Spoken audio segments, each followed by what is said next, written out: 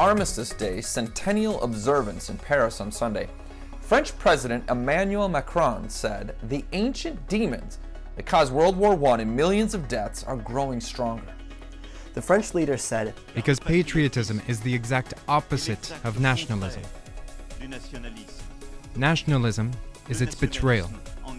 By pursuing our own interests first, with no regard to others, we erase the very thing that a nation holds most precious, that which gives it life and makes it great, its moral values. Along with most of you watching this, I am certainly glad our founding fathers did not look to France for any political advice.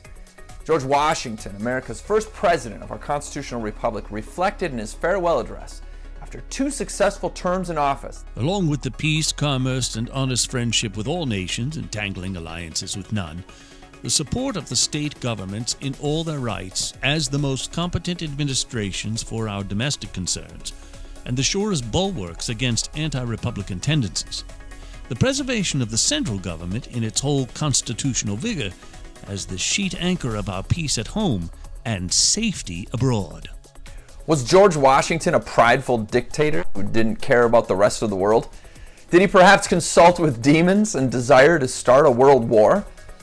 By common sense and reason, Donald Trump arrived at the same conclusion as Washington.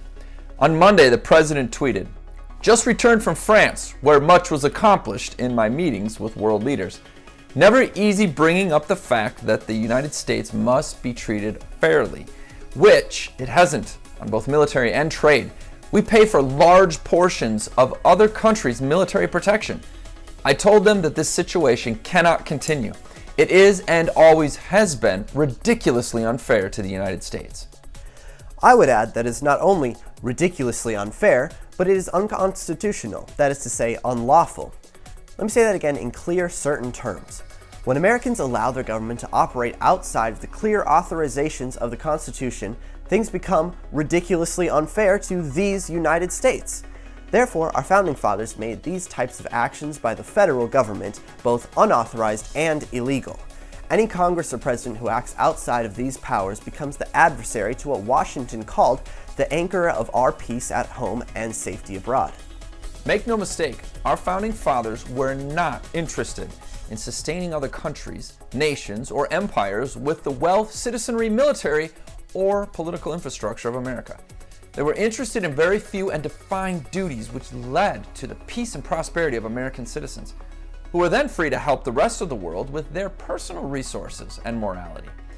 The evidence of this successful thinking can be witnessed in the thousands of missionaries and billions of dollars sent by Christians and nonprofit organizations to the underprivileged and poverty-stricken of the world. Washington knew 'tis folly in one nation to look for disinterested favors from another, that it must pay with a portion of its independence for whatever it may accept under that character, that by such acceptance it may place itself in the condition of having given equivalents for nominal favors, and yet of being reproached with ingratitude for not giving more.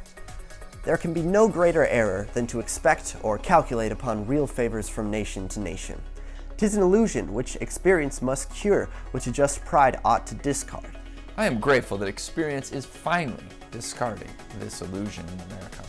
This is Jake MacAulay And Dominic MacAulay with the Institute on the Constitution, bringing you The American View.